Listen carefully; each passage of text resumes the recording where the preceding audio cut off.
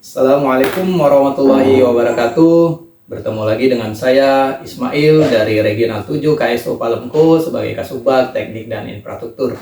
Pada kesempatan video ini saya ingin menyampaikan learning point atau resume terkait dengan manajemen bisnis.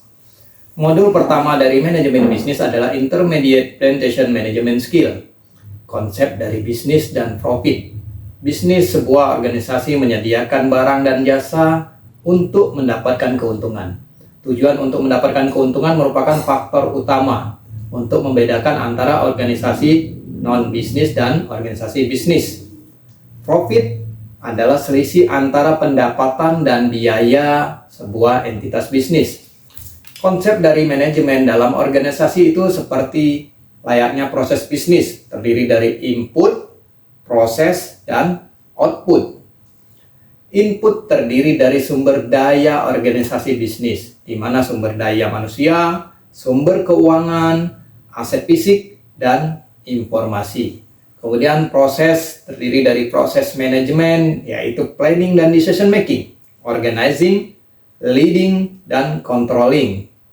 Kemudian pada output ini harus tepat kepada sesuai dengan prinsip efisien dan efektif. Efisien merupakan menggunakan sumber daya dengan bijak sehingga dapat menghemat biaya. Kemudian output harus efektif. Efektif membuat keputusan yang tepat dan berhasil menerapkannya. Lalu dalam proses manajemen bisnis dibutuhkan pengelola atau manajer, seorang yang bertanggung jawab terhadap menjalankan proses manajemen untuk pencapaian tujuan. Tipe-tipe manajer berdasarkan level dan area seperti layaknya piramida berikut, di mana terdapat tipe manajer berdasarkan level dan tipe manajer berdasarkan area. Tipe manajer berdasarkan level itu terdiri dari top manager, kemudian middle manager, first line manager. Top manager sekelompok kecil eksekutif yang mengelola organisasi secara keseluruhan. Mereka membuat tujuan organisasi, strategi keseluruhan, dan kebijakan operasional. Dan ini akan dijalankan oleh middle manager yang berfungsi menjalankan kebijakan yang telah diputuskan oleh top manajemen. Kemudian middle manager juga mengawasi operasional dari first line manager, yaitu orang-orang yang melakukan aktivitas operasional. Kemudian tipe manajer berdasarkan area itu ada marketing manager, financial manager, operation manager, human resource manager, administration manager, dan yang terakhir adalah manajer bidang lain seperti CSR dan lain sebagainya.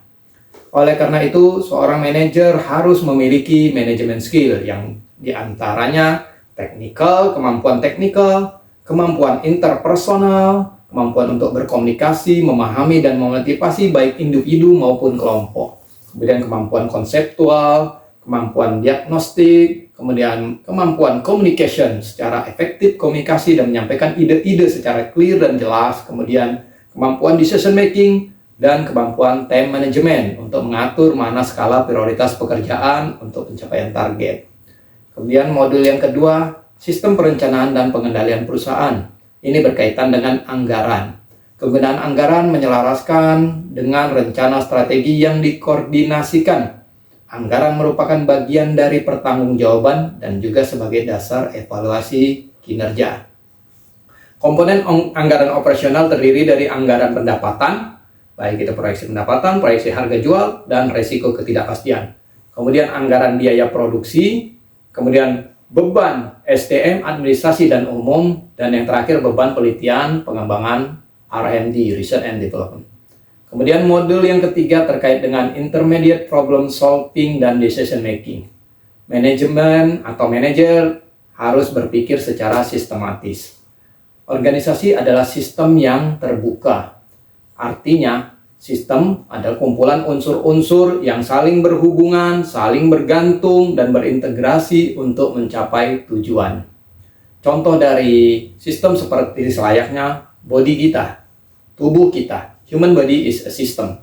Saling mensupport dan saling berhubungan, saling bergantungan antara jantung, hati, saraf-saraf, urat, lever, sampai ke otak.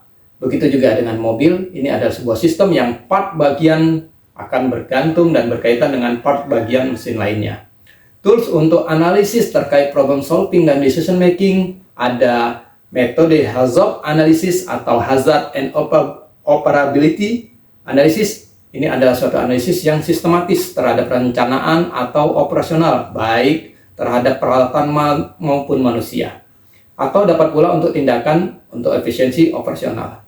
Kemudian ada analisis yang kedua, yaitu terkait business impact analysis. Digunakan untuk menentukan tingkat kegawatan dan jangka waktu pemulihan dari proses dan sumber daya yang diperlukan untuk keberlangsungan pencapaian sasaran. Dan yang terakhir itu analisis hierarki. Analisis hierarki ini membuat peta hierarki. Peta hierarki berdasarkan level-level, mulai dari level 1 mungkin di masalah, kemudian turun berikutnya di level 2 masalah-masalah atau akar permasalahan, baru level berikutnya apa yang menjadi solusi langkah tindakan untuk perbaikan dari masalah yang telah ditentukan. Ini beberapa materi dan learning point dari manajemen bisnis yang dapat kami sampaikan. Semoga bermanfaat buat diri kami dan buat penonton sekalian. Kami akhiri billahi taufiq wal hidayah. Wassalamualaikum warahmatullahi wabarakatuh.